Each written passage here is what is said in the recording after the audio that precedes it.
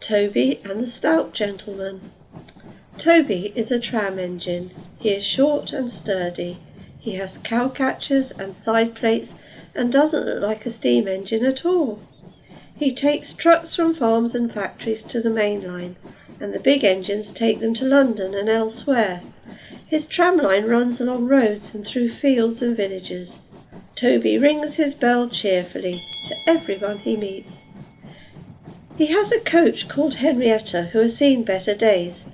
She complains because she has few passengers. Toby is attached to Henrietta and always takes her with him. She might be useful one day, he says.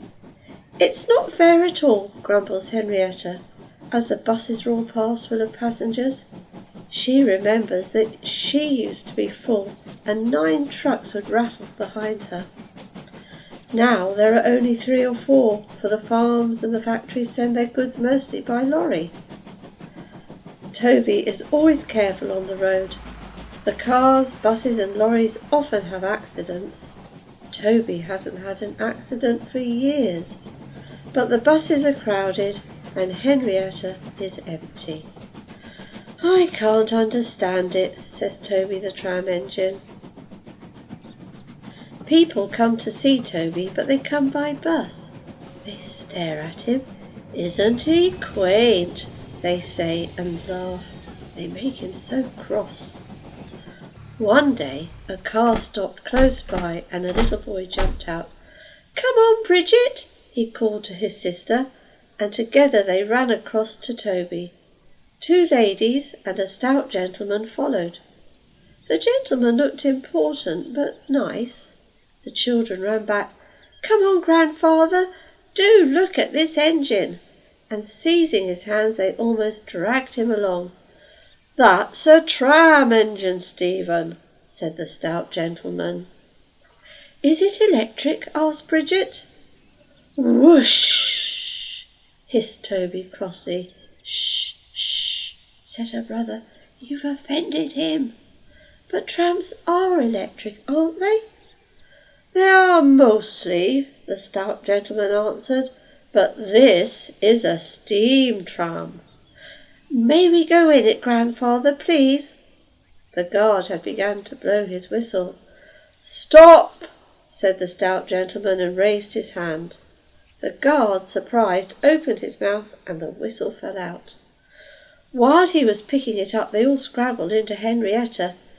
Hip, hip, hooray, chanted Henrietta, as she rattled happily behind. Toby did not sing.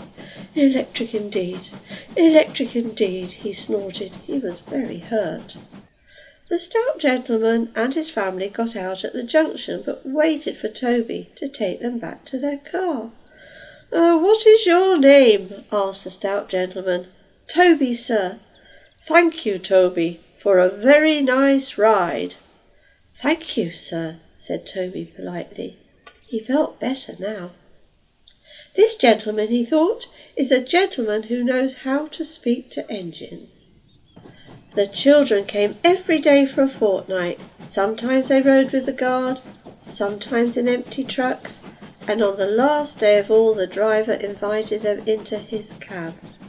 All were sorry when they had to go away. Stephen and Bridget said thank you to Toby, his driver, his fireman and the guard. The stout gentleman gave them all a present. Beep, beep, beep, beep, whistled Toby. Come again soon. We will, called the children, and they waved till Toby was out of sight. The months passed. Toby had few trucks and fewer passengers. Our last day, Toby, said his driver sadly one morning.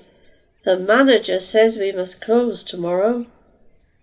That day Henrietta had more passengers than she could manage. They rode in the trucks and crowded in the break van, and the guard hadn't enough tickets to go round. The passengers joked and sang, but Toby and his driver wished they wouldn't. Goodbye, Toby, said the passengers afterwards. We are sorry your line is closing down. So am I, said Toby sadly. The last passenger left the station. and Toby puffed slowly to his shed. Nobody wants me, he thought, and went unhappily to sleep. Next morning the shed was flung open, and he woke with a start to see his fireman dancing a jig outside.